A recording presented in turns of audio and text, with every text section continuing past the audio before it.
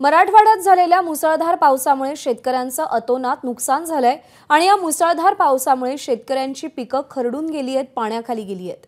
तर शेतकऱ्यांच्या हातातोंडाशी आलेला घास पावसानं हिरावलाय।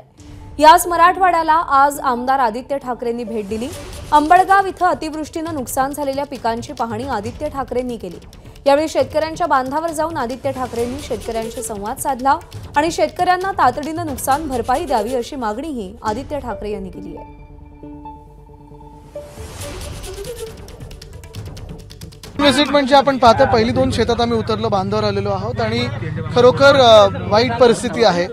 अजून काही ठिकाणी पंचनामे सुरू झालेले नाहीत। काल रात्री मला ऑर्डर निघालेली आहे आणि आज महत्त्वाची गोष्ट म्हणजे पंचनामे सुरू झाले पाहिजेत, नाहीतर जी परिस्थिती आहे ती सरकारला दिसणार नाही।